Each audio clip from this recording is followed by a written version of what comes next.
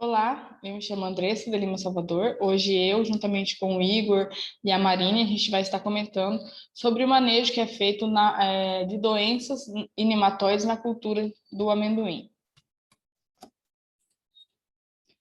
Bom, as doenças da cultura do amendoim são os principais fatores que limitam a produção no mundo, né? Como a queda de produção, gastos com as medidas de controle e perdas de milhões de dólares. Mesmo em países que fazem o plantio dessa cultura, é um plantio e manejo da cultura altamente tecnificado, sofre com os gastos devido às doenças que surgem, né, nesses locais de produção. Os agentes infecciosos, como fungos, vírus, nematóides, bactérias e fitoplasmas, são muito comuns no ataque a essa cultura. Os fungos, então, que constituem o grupo mais numeroso dos agentes fitopatogênicos do amendoim, são mais de 50 gêneros de fungo. Eles vão estar causando doenças nas folhas, no caule, nas raízes da planta, nas vagens, sementes e plântulas. Bom, a primeira doença que a gente tem é uma doença que ocorre na parte aérea do amendoim, é a cercosporiose, que é a mancha castanha, e também tem a mancha preta. Bom, a mancha castanha, a gente consegue observar ela na foto da esquerda, né? Que além da cor, essas duas doenças, elas se diferenciam pela mancha castanha, ela ser um pouquinho maior, né, do que a mancha preta. Ela possui os bordos dela ali irregulares, né? E como a gente consegue observar aqui, possui um halo amarelado em torno dessa mancha escura, né? E a gente também consegue observar, não nessa foto, mas né, quando está presente ali no campo, a frutificação desse patógeno na superfície ali da folha, né, na parte superior da folha. E já a mancha preta, é, ela é um pouco menor do que a mancha castanha. Ela não possui esse halo amarelado aqui em volta das manchas pretas, né? Ela não possui o halo amarelado.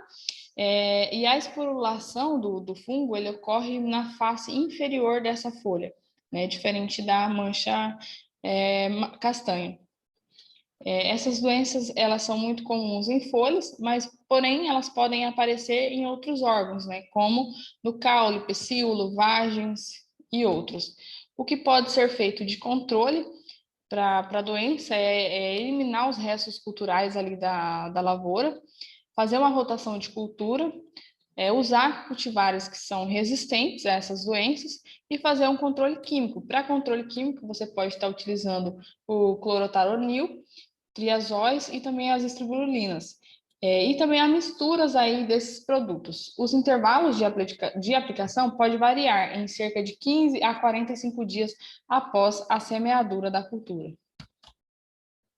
Outra doença é a ferrugem do amendoim, que no Brasil a sua ocorrência tem sido esporádica, causado perdas significativas somente em alguns locais, né, nos anos que ela ocorre com uma alta severidade. Aqui nas fotos ao lado, a gente consegue observar, então, os danos na folha, né, na folha da cultura. Então, inicialmente, forma-se uma superfície, na superfície dos folíolos, pequenas pústulas amareladas, como a gente consegue observar na foto, e frequentemente elas são circundadas por um tecido foliar de coloração verde escuro, a pardo claro. Com a ruptura da cutícula, é liberada então uma massa alaranjada, como a gente consegue observar na primeira foto, formando então os uredósporos do fungo, né?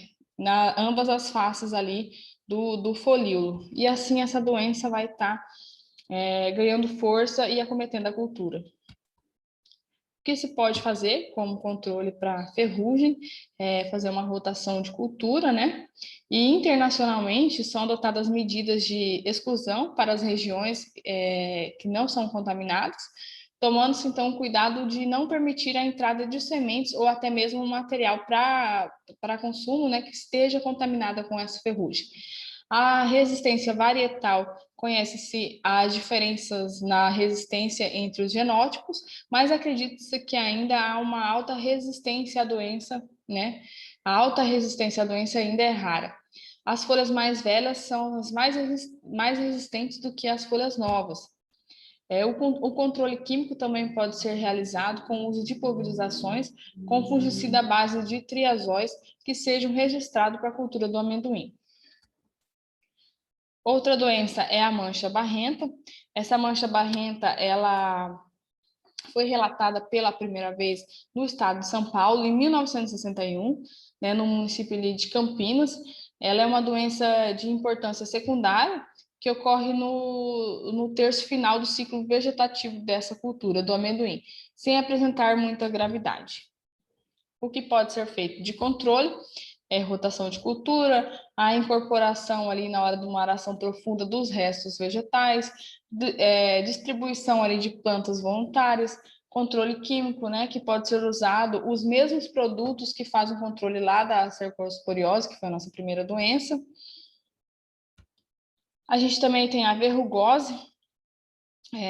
A verrugose, essa doença, ela causa a seca das plantas, né, e a redução, então, da produtividade, podendo se tornar um problema fitossanitário sério, né, com maiores perdas quando ocorre nos estágios iniciais da cultura.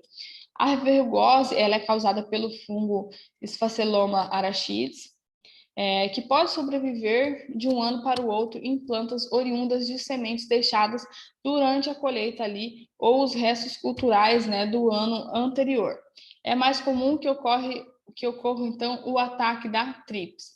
Os principais sintomas dessa doença são os cancros e as verrugas, né, que ocorrem na parte aérea da planta, como a gente consegue ali observar essas folhas meio encarquilhadas, enrugadas, né? E também principalmente na haste das nervuras, né? E as folhas causando então a deformação da planta, conforme a gente consegue observar nas imagens. O que pode ser feito como controle é a rotação de cultura, controle da população de trips na lavoura, que são transmissores então dessa verrugose, e pulverização da parte aérea da planta com o Abacus e Bravonil. Vou falar agora um pouco sobre as doenças causadas por fungos de solo. A primeira delas é a murcha de Sclerotium, causada pelo micro-organismo Sclerotium rufus. Esse micro-organismo vai causar na planta uma podridão escura, desde a região ali do colo da planta até suas raízes. Esse micro-organismo, ele produz um ácido oxálico, que é uma fitotoxina que vai causar a morte das células da superfície das plantas, ou seja, é devido a essa produção desse ácido, dessa fitotoxina, que vai causar na região da lesão aquele aspecto aquoso de podridão mesmo do tecido vegetal. E devido a essas lesões que se formam ali na região do colo, vai causar essa murcha na planta, né, devido à obstrução ali da passagem de água, de sais minerais, de nutrientes para a planta. Esse micro-organismo, ele desenvolve um micélio branco, de coloração branca, onde produz seus escleródios. Os escleródios são um grande problema quando se pensa no cultivo do amendoim, porque esses escleródios, eles são estruturas de resistência desse fungo que vão permanecer ali no solo durante vários anos, causando doença novamente na área. Então, esses escleródios, eles são produzidos pelo conjunto de hifas, que recebe o nome de micélio, e quando estão em temperatura agradável, numa umidade agradável, esses escleróides eles vão germinar e causar doença novamente na cultura. Esse micro-organismo é favorecido em altas umidades e temperatura entre 25 a 30 graus Celsius. Nessa primeira imagem é a colônia do Sclerotium rufus, possui essas hifas características desse micro-organismo de coloração branca, e os escleródios são essas estruturas ali de coloração marrom dentro da placa ali que foi cultivada em meio de laboratório. Já na segunda imagem está mostrando como que os sintomas na parte aérea, né, dessa planta, realmente causa esse murchamento e esse amarelecimento da planta. Então, o micélio e o escleródio, que são as estruturas desse micro-organismo, eles são classificados como sintomas primários. E já o amarelecimento e essa murcha, como está demonstrando aqui na segunda imagem, são os sintomas secundários desse micro-organismo. Outra doença de solo que acomete a cultura do amendoim é a risoctoniose, causada pela Rhizoctonia solani. Essa doença, ela acomete várias culturas e também o amendoim, causa lesões de coloração marrom escuro avermelhada no colo da planta, também causando danos aí na passagem de nutrientes e de água para a planta. Quando as plântulas ainda estão na fase de plântula, causa o tombamento dessas plântulas, ou seja, o dumping off, conhecido como dumping off. Causa também a podridão de raiz e caule. E pode também ocasionar a podridão da vagem e causar sintomas aéreos, como a queima das folhas. E em laboratório, como que se faz para identificar esse micro-organismo, né? Porque ali em campo pode muitas vezes ser confundido com fusário. Mas já quando se leva para o laboratório, uma das maneiras de identificar esse micro-organismo é que ele não produz conídeos, diferentemente do fusário e dos outros fungos, esse não produz conídeos. E as hifas, aonde está ali na região de intersecção com as hifas, entre essas hifas, elas fazem um ângulo de 90 graus. Então, é uma das maneiras de estar aí se identificando esse micro-organismo. Igual podemos ver aqui nessa imagem, ó, onde está indicando a seta. Realmente faz esse ângulo aí de 90 graus, que é característico desse patógeno. A outra doença de solo, que também acomete bastante essa cultura, é a fusariose, causada pelos gêneros de Fusarium. Todas as espécies de Fusarium podem estar causando dano nessa cultura. Vai causar, então, o tombamento de plântulas, também causa o dumping off, quando está em temperaturas e umidade adequada. Faz aí também o apodrecimento de raízes. E o que vai causar a murcha, visivelmente vai causar na parte aérea a murcha, formação de raízes adventícias. Então, esse micro-organismo, ele também vai causar aí obstrução na passagem de nutrientes e de sais minerais, vai fazer essa planta ser uma planta que não vai conseguir absorver os nutrientes necessários, então vai ter esse murchamento e esse micro-organismo ele pode causar até a morte da planta. Então, aqui a colônia do fusário é uma colônia de coloração branca, igualmente a de Rhizoctonia. Porém, como já foi dito, o fusário ele produz conídeos, né? O fusário ele produz tanto macroconídeos como microconídeos. É mais comum se observar os macroconídeos do que os microconídeos. Porém, vale lembrar, né, que esse micro-organismo produz os dois tipos. Então, o que vai favorecer esse micro-organismo? A compactação e o plantio de variedades suscetíveis a esse patógeno. A umidade, a umidade alta e a temperatura entre 20 a 30 graus Celsius também vai favorecer esse micro-organismo. E ele é beneficiado pela presença de nematóide, pois os nematóides vão causar aí, danos nas raízes, que vai favorecer a penetração desse fungo. Outra doença causada por fungos de solo, muito comum no amendoim, é o mofo branco, causada por Sclerotinia sclerotioro, é uma das principais doenças do amendoim e pode causar cerca de 50% de perdas nas lavouras de amendoim. Então, ele vai causar necrose no caule e o murchamento seguido de seca das folhas. E o mofo branco pode ser confundido com a murcha de esclerótio, porém tem algumas diferenciação. As hifas de esclerotina e esclerotioro é diferente das hifas de esclerótio. E os escleródios, que são as estruturas de resistências que também é produzido pela esclerotina, é diferente dos escleródios produzidos pelo Sclerotium rufus. E o crescimento abundante de micélio branco é característico desse micro-organismo também. E as doenças causadas por vírus, né? o mosqueado do amendoim, que é causado pelo vírus que pertence ao gênero Potivírus, da família Potiviridae. Em folíolos é mais fácil de se observar os sintomas desse micro-organismo, desse vírus, que são manchas irregulares, escuras, com mosqueado, bem pronunciado, como podemos ver nessa imagem aqui, onde as folhas são mais jovens. Esse mosqueado de verde escuro e amarelo claro, ele está bem pronunciado. Já em folíolos mais velhos, esse mosqueado ele é mais suave.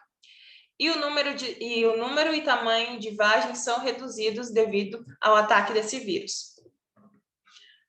Outro vírus que acomete essa cultura é a mancha variegada, que em folíolos jovens essas manchas vão ter tamanhos e formas variadas e possui diferentes matrizes de cores entre clorose a verde escuro. Então, diferentemente do mosqueado, esse vírus ele vai causar essa clorose como uma delimitação dessa mancha, e no centro dessa clorose vai ter esse verde mais escuro. Então, é bem fácil de diferenciar do outro sintoma virótico do mosqueado. E pode causar boliosidade, que é uma característica comum dos vírus, causar boliosidade no tecido foliar, e deformação dos folíolos. Então, para estar se fazendo controle de doenças de solo, né, é sempre necessário fazer o uso de sementes sadias e de boa qualidade, garantir que essas sementes tenham certificação, realizar a rotação de cultura, de preferência com gramíneas, porque muitas dessas doenças não causam uma severidade tão grande em gramíneas igual na cultura do amendoim.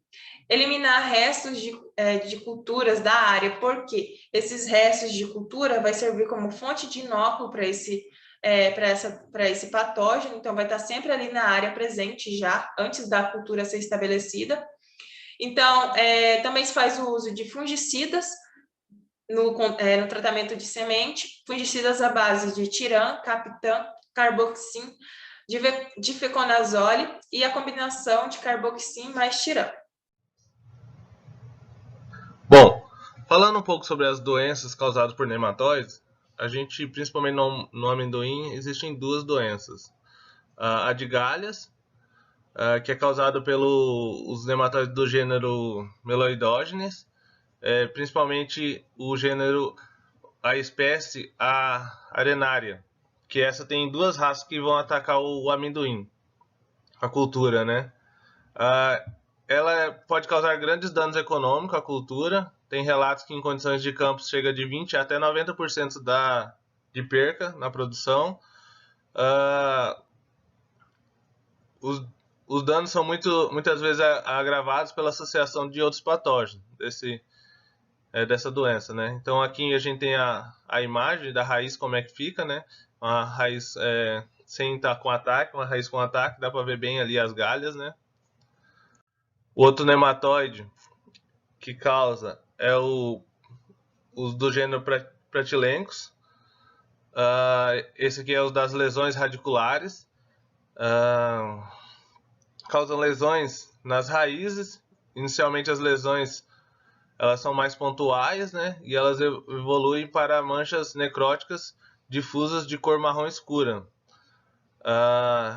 Essas lesões acabam servindo como porta de entrada para a colonização de outros micro-organismos que vão causar danos adicionais. Então, muitas vezes, esse nematóide em si ele não vai causar grandes danos econômicos à cultura, mas sim os micro-organismos associados a eles, né? Aqui está uma imagem mostrando como que ele ataca a cultura ali. Ele vai na raiz ali, né? Onde ele se desenvolve. E isso que é muito comum da gente encontrar nos nossos solos aqui do Brasil. Bom, doenças causadas por bactérias e fitoplasma. A primeira aqui que a gente elencou aqui é a murcha bacteriana. Ela é descrita como sinônimo dessas outras espécies aqui, né? Pseudomonas, Bacillus e Xanthomonas solanacearum. Ela foi descrita na Indonésia, já causou grandes problemas, principalmente nos Estados Unidos no ano de 1913. ela é um fator limitante da cultura do amendoim na China, Indonésia, Vietnã e outros lugares do mundo. No Brasil não é tanto. Embora o amendoim seja menos suscetível do que outras culturas da família Solanaceae, ela pode causar grandes danos, né? A murcha, né, ela é considerada um problema em potencial, principalmente nas regiões tropicais. Ela é uma bactéria gram-negativa, aeróbica, do tipo bastonete, como a gente pode ver aqui na imagem aqui embaixo. E ela tem seu melhor desenvolvimento em temperaturas entre 25 graus Celsius e 35 graus Celsius, que é as condições ideais que a gente tem aqui nas regiões tropicais, né? Também tem a murcha bacteriana, da Houstonia solanacearum. Os sintomas dela, em plantas jovens, observa-se murcha rápida e morte do caule e folha. Já em plantas adultas, permanece o tecido com a coloração verde, também em cultivares não muito suscetíveis, né, à cultura, então mesmo com ataque ela ainda continua a coloração mais esverdeada. A doença vai progredindo até chegar à morte de ramos ou de toda a planta. Ela habita o solo e sobrevive principalmente em restos culturais. Pode ser disseminada por semente, pela semente do amendoim, né? Mas isso é um pouco mais incomum, vamos dizer assim, por causa da questão da desidratação da semente, né? Então, ela acaba sendo um pouco menos disseminada via semente, mas pode ocorrer. A principal forma de disseminação é pela água e movimentação do solo, principalmente por questão de maquinários, né? A maioria ela penetra na planta. A maioria das vezes que essa bactéria ela penetra na planta, né, se dá pelas lesões, principalmente causadas pelos nematóides. Tem a mancha foliar bacteriana, que é causada pelo gênero Pseudomonas. Caracteriza por sintomas que se iniciam como pequenas manchas circulares, como a gente pode ver aqui na imagem aqui, né? E depois com aspecto de encharcamento na face superior da folha, né? Posteriormente, ela passa por, conforme a doença vai se desenvolvendo, né? Ela torna as lesões ficam irregulares e com o centro marrom claro e as bordas marrom mais escuro. Em condições favoráveis, essas lesões elas vão se coalescer, que vai acabar ocasionando a queda das folhas. Outra doença aí já que é um fitoplasma, né, que é a vassoura de bruxa, que é causada pela Candidatus fitoplasma, que também ocorre no amendoim. É a mesma Candidatus lá do cacau, lá, vocês já viram. É caracterizado pelo nanismo da planta, então a planta do amendoim vai ficar um porte menor, né? Ela vai causar um excessivo formação de brotos na planta, o que dá a aparência de vassoura, então por isso do nome vassoura de bruxa. O controle. Em geral, desses controles de nematóide e desses bactérias e fungos, tá ligado principalmente na questão de manejo, né? E você conseguir manter uma população baixa desses indivíduos. Então vai ter que ser feita uma rotação de cultura, né?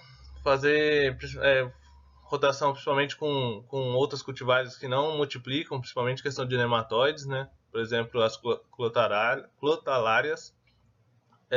A destruição de restos culturais, destruição de plantas voluntárias ou tigueras que vão estar proliferando ou mantendo essas pragas, patógenos ativos na lavoura ali, né? Deve ser feito o tratamento da semente com uso de carboxina, fludeoxonil, tiram, por exemplo. Pode ser feito e deve ser feito o uso de biológico, né? Que assim você consegue melhorar a qualidade do solo, aumentar a população e nisso fazer um um nicho, um solo mais competitivo entre si, então ele vai tender a se manter mais em equilíbrio, né? Pode ser feito usando principalmente bacilos e tricodermes, aí as infinidades de espécies desses dois gêneros, né? Que tem hoje em dia para tratamentos biológicos, tanto na semente como a pulverização, e também o uso de protetores, né? Principalmente na questão de bactérias, né? Usando como base o cobre, né? E também é ideal que se faça a semeadura dentro da janela de plantio. Essa aqui é a referência que a gente usou como base desse trabalho. É um livro da Embrapa, o Agronegócio do Amendoim, da Rosânia. Nosso trabalho é isso. Muito obrigado pela atenção. Fiquem todos bem.